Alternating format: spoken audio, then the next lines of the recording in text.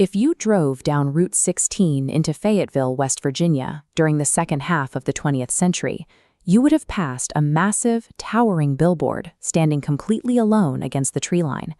On it were the black and white portraits of 5 young children.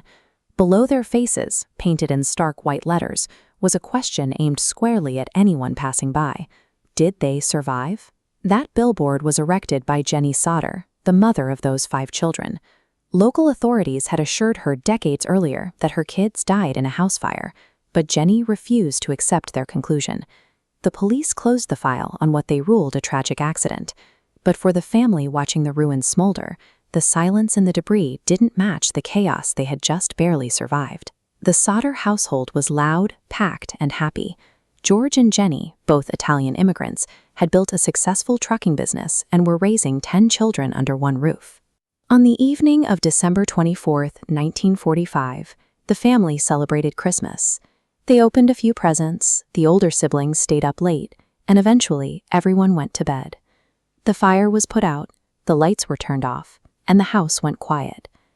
Around 1 a.m., Jenny woke up coughing. Thick smoke was already rolling down the upstairs hallway, and flames were crawling up the walls. The escape was completely chaotic, a panicked scramble out the doors and into the freezing winter air. George, Jenny, and 4 of their children made it to the yard. But as the wooden frame of the house roared and collapsed in on itself, they realized 5 of the siblings, Maurice, Martha, Louis, Jenny, and Betty, were missing. The destruction of the home was absolute. At first glance, it seemed obvious that the 5 children had been trapped inside the inferno.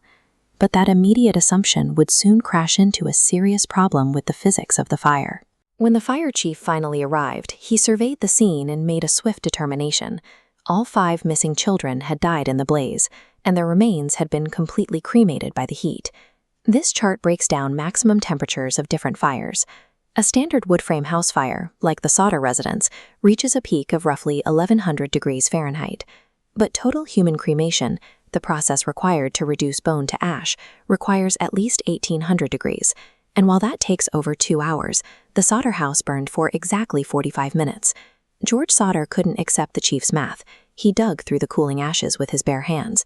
He found recognizable pieces of household appliances and even unburned toys. He found 0 bone fragments and not a single tooth.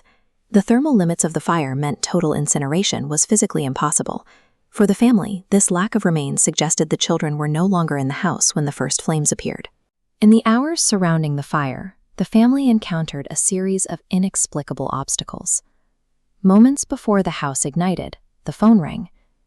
Jenny lifted the receiver to hear an unfamiliar woman's voice, asking for a name she didn't recognize, followed by a strange, clinking laugh.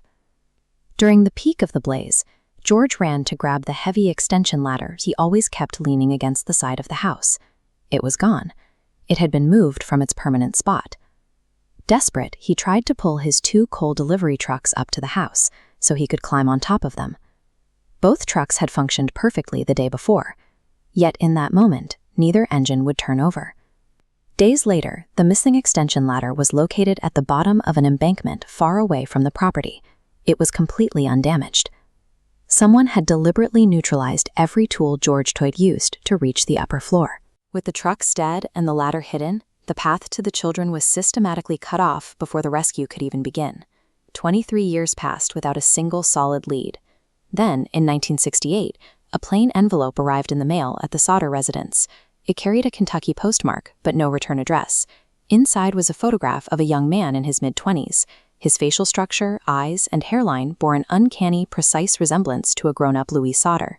On the back of the photograph, handwritten in ink, was a message: "Your brother Louis, I think of you often."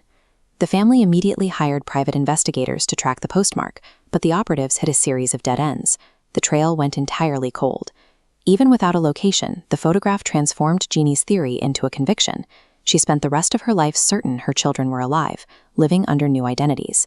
Jeannie spent the rest of her life standing vigil. Up until her death in 1989, she faithfully maintained the billboard on Route 16, ensuring the faces of her kids never faded from public view. The swift closure of the official police investigation left the parents trapped in an agonizing limbo. They had no physical graves to visit and no confirmed suspects to hold accountable. Today, the search for the Sodder children continues, guided by the belief that the truth is hidden in a misfiled local archive, a dusty shoebox of an attic, or an unspoken family secret. 5 human beings were erased from existence without leaving a single trace behind. The home could be rebuilt, but the void left by the children remained an open wound that no amount of time could cauterize. Some cases refused to stay closed inside a filing cabinet. They live on in the silence of unanswered questions, and in the dark, where 5 sets of small footprints walked away into the snow.